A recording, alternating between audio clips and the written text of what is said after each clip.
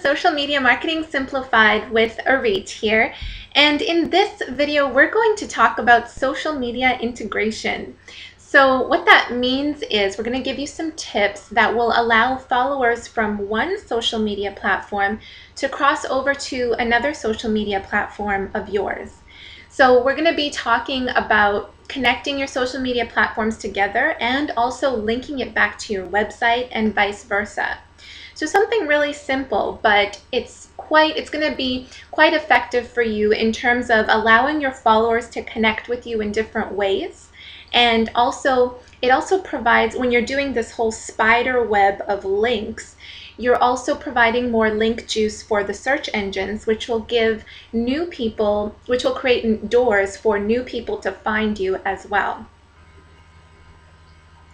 So what you want to do is go to each of the social media platforms that you've set up and make sure you have your website link and your other social media link somewhere on each profile. So you're connecting them together like so, and you're also connecting them back to your right here.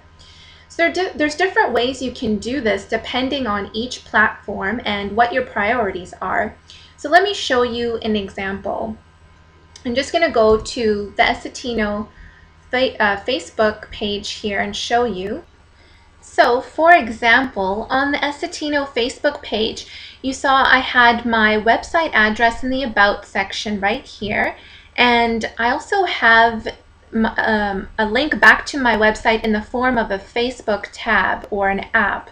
So that's really this free worksheet here and also down here below in the app section, because that's really my priorities. I want to be sending people back to my website to give away that free worksheet and also to have them find out more about us.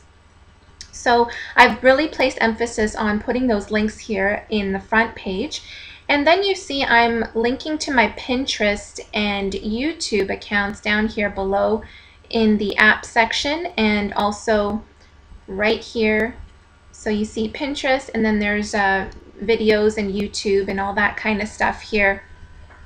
Now for Twitter, which is less of a priority for me, I've just basically put something in the About section telling people that they can follow us on Twitter, but which I've included right here. For you, you can always include an app on or a tab here on your Facebook page leading people to your Twitter account. You can include a link back to your Twitter or any other social media links in your description of your fan page. But for me, I've just put that right here because number one, I'm not really focusing on growing Twitter too much right now, and number two, a lot of what I'm posting on my Facebook on my Facebook fan page is going out to my Twitter feed anyways. So you can choose how you want to prioritize things, but just make sure that you are making an effort to connect your social media profiles together and also linking back to your website. With YouTube, I showed you the Facebook fan page, but with YouTube, we talked about where you can add those links. So just refer back to that previous video on how to do that. And for Twitter and Pinterest, you only really get a small amount of text to work with. So you have to prioritize in that sense and just place emphasis on leading people back to your website. So that's interlinking one social media account to another, and also linking your social media or linking your website from your social media accounts as well.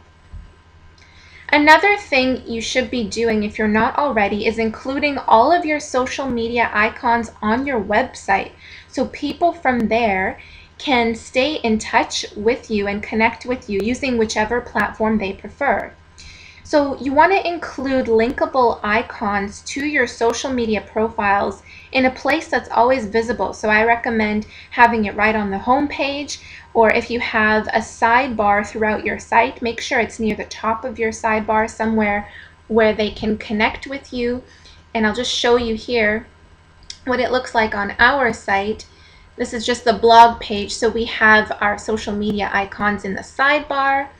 And another thing you can do as well is put your social media feeds on your website. So for example, I have my Pinterest feed right over here, and I have my Facebook page, or like us for Facebook updates over here as well. So you can put in those feed boxes on your website so that people can see what you're posting on those channels, and they'll be more likely to click on them to connect with you more in those ways.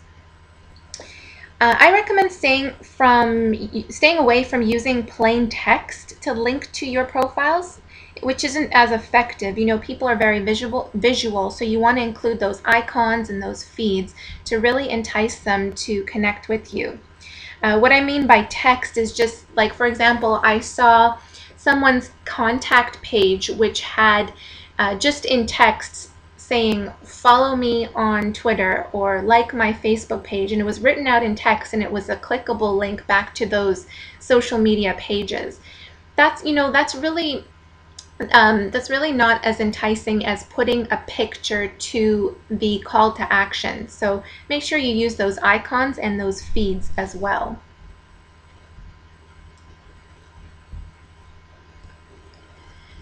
So there you have it. Make sure you start doing those interlinking tips that I gave you. So go back to those social media platforms that you set up and link them to each other, and also link them back to your website. And also do the same thing from your website to your social media platforms as well.